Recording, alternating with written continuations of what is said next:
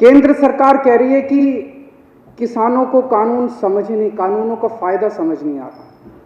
तो केंद्र सरकार ने अपने सारे बड़े दिग्गज नेता, जितने बड़े बड़े इनके नेता हैं, उनको उतारा है कि समझाओ, और वो समझा रहे हैं। आज योगी आदित्यनाथ जी, जो भारतीय जनता पार्टी के बहुत बड़े नेता हैं, उत्तर प्रदेश के मुख्यमंत्री हैं, वो टीवी में आ रहा था, शायद बरेली में 20,000 किसानों की रैली उन्होंने की। उनको कहा गया भाई इन तीनों बिलों के फायदे समझाओ, तो फायदे समझाने लगे वो।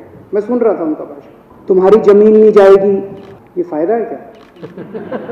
वो तो थी अभी तक, अब जाएगी नहीं, मतलब ये क्या फायदा है? तुम्हारी मंडी बंद नहीं होगी, ये फायदा है क्या? इनसे किसी से पूछो भाजपा वाले से फायदा क्या है, तो सारे जनों को एक लाइन रटा रखी है, किसान अब अपनी फसल पूरे देश में कहीं भी बेच सकता है। यही कहते हैं ना ये। आज धान का एमएसपी 1868 है, उत्तर प्रदेश और बिहार में ये 900,000 रुपए में बिक रहा है। मेरे को बता दो कि पूरे देश में मेरा बिहार और उत्तर प्रदेश का किसान कहां ये फसल बेच के आए कि इसको एमएसपी से ज्यादा दाम मिल जाए। हवा में बात करने से क्या फायदा है? कहीं भी बेच लो, कहीं भी बेच लो। अरे कहां बेच लें, बताओ तो सही। तो कहा जा रहा है कि किसानों को भ्रमित किया जा रहा है। किसानों को भ्रमित नहीं किया जा रहा, भाजपाइयों को भ्रमित किया जा रहा है। सारे भाजपाइयों को अफीम खिला दी है, और अफीम खिला के कह दिया ये रट के बस यही बोलो। मैंने आज पूरा भाषण सुना योगी आदित्यनाथ जी का, उनको भी नहीं पता इसका क्या फायदा है। ये तीनों कानूनों को मैं सदन के सामने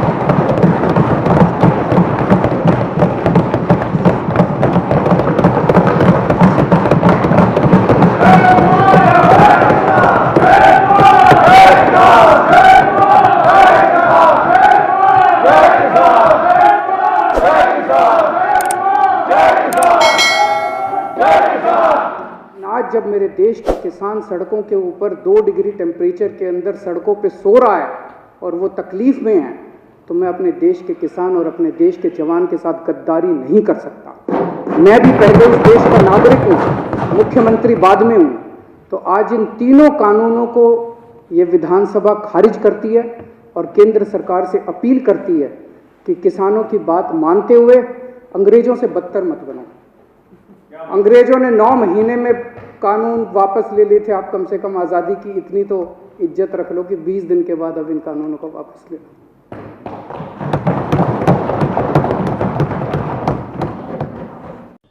ये कानून केवल किसानों के खिलाफ नहीं है, ये कानून इस देश की आम जनता के खिलाफ है। इस कानून के आने से बेइंतहा महंगाई बढ़ेगी। इस कानून के अंदर महंगाई बढ़ने का लाइसेंस दिया गया है। महंगाई बढ़ना एक तरह से कानूनी जामा पहना दिया गया। मैं समझाता हूं कैसे। हमारी दिल्ली में सरकार है, हमें पता चलता है कि प्याज महंगा हो गया, तो हम क्या करते हैं? हम पता करते हैं, अभी पता करो किस किस ने प्याज की जमाखोरी कर रखी है। करते हैं कि नहीं करते? महंगाई क्यों होती है? महंगाई इसलिए होती है, कुछ लोग सारा प्याज खरीद के जमा कर लेते हैं अपने स्टोर में। मार्केट में प्याज नहीं आता, मार्केट में प्याज की तंगी हो जाती है, इसलिए प्याज महंगा हो जाता है। दाल क्यों महंगी होती है? कुछ चंद पैसे वाले सारी दाल खरीद के अपने स्टोर में वो कर लेते हैं, दाल महंगी हो जाती है, दाल की कमी हो जाती है। फिर सरकार क्या करती है? सरकार उनके गोदाम में छापे मार के वो दाल बाहर निकालती है। मार्केट में जब दाल आती है तो दाल सस्ती हो जाती है। यही करती है सरकार। अब इस कानून में लिखा है कि कोई भी आदमी कितनी भी जमाखोरी कर सकता है, ये अलाउड होगा। अभी तक जमाखोरी करना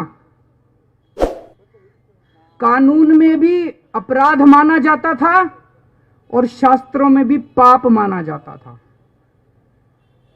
किसी भी धर्म के शास्त्र उठा के देख लो, भाई साहब कहते थे जमाखोरी करना पाप है। पाप मानते थे? नहीं मानते थे। कानून में कहते थे अपराध है। हर चीज की एक लिमिट होती थी। भाई चना है 10,000 क्विंटल से ऊपर नहीं कर सकते स्टोर, गेहूं है इतने से ज्यादा स्टोर नहीं कर सकते। हर चीज की लिमिट बांध रखी थी। अब ये लिमिट खत्म। कोई आदमी कितना भी स्टोर कर सकता है। तो जिन जिन लोगों के पास पैसे हैं वो तो 2-2, 3-3 साल तक सामान स्टोर करके रख लेंगे। कितनी महंगाई हो जाएगी, कितनी महंगाई हो जाएगी। तो इस कानून में लिखा है कि अगर 1 साल में महंगाई डबल हो जाएगी तभी रेड मार सकती है सरकार, नहीं तो रेड नहीं मार सकती। मतलब किसी, मेरे को पता भी है, मैं मुख्यमंत्री हूं, मेरे को पता है दाल के दाम बढ़ रहे हैं और इस आदमी ने स्टोर कर रखा है, अब मेरे हाथ काट दिए, मैं रेड नहीं मार सकता, उसकी दाल बाहर नहीं निकाल सकता। उसमें लिखा है कि जब तक दाल के रेट डबल नहीं हो जाएंगे, तो मान लो इस साल गेहूं 10 रुपए किलो, तो जब तक अगली साल 20 रुपए किलो नहीं हो जाती, मैं रेड नहीं मार सकता। फिर अगली साल 40 रुपए किलो, और अगली साल 80 रुपए किलो, और अगली साल 100। तो 4 साल के अंदर गेहूं 16 गुना महंगी हो जाएगी, 16 गुना महंगी 4 साल के अंदर। समझ रहे हो आप लोग? ये कानून में लिखा, इतनी महंगाई हो जाएगी, इतनी महंगाई हो जाएगी, भाई साहब तनख्वाह बढ़ेगी नहीं, बच्चे पालने मुश्किल हो जाएंगे। तो ये पूरा कानून किसानों के खिलाफ है, आम आदमी के खिलाफ है, केवल और केवल कुछ चंद पूंजीपतियों को फायदा पहुंचाने के लिए कानून लाया।